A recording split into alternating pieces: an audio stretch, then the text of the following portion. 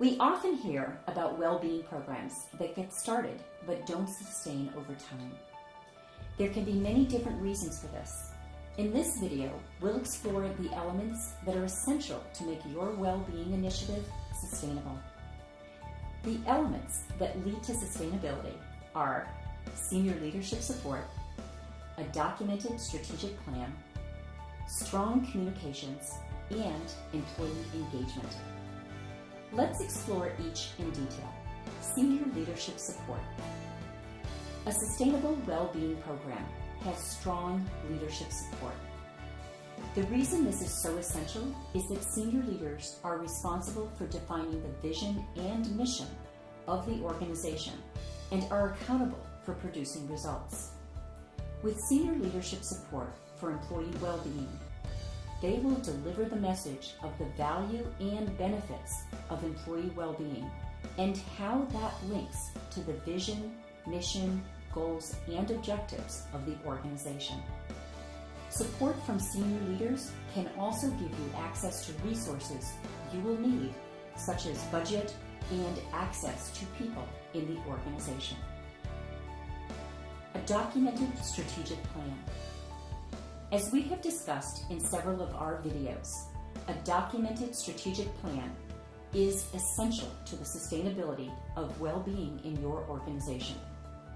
Think of this as your roadmap to success. That roadmap helps you and your team stay focused on and accountable for the goals and objectives you have set. Ideally, your strategic plan has an evaluation element.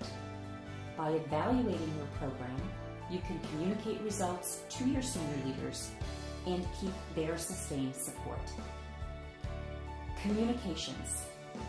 Strong communications is a foundational element for employee well-being. Take a look at our video on this topic for more details.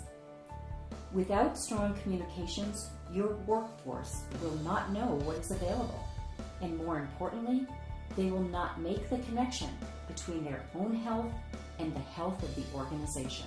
For communications to be effective, there needs to be regular communication that is consistent and uses multiple messaging channels. Employee engagement. Employee engagement is another key element for a sustainable well-being initiative. It may be obvious that if employees aren't participating in the offerings of the initiative, that it is not successful. We often hear about well-being initiatives that have very low participation. Part of this can be a marketing and communications issue.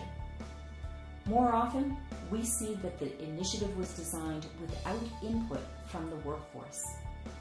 The design is often based on factors driving healthcare costs or identified health risks. While those are very important factors, it's also important to make sure you understand what employees want to do. I often use the example of the tobacco users. We all know that tobacco diminishes your health. Often when an employer sees that they have a lot of tobacco users, they think this is where we should focus first. But if they ask the tobacco users, they might say, I smoke to help manage my stress. If you can help me reduce my stress, I probably would smoke less. Your wellness committee can also serve as the voice of the workforce. But also consider getting regular feedback from your employees on their interests. Your workforce is far more likely to participate in programs and activities that are geared to their interests. In addition, involve employees in program design and implementation. Success in both the short term and the long term will be far more likely when you consider sustainability in designing your workplace well-being initiative.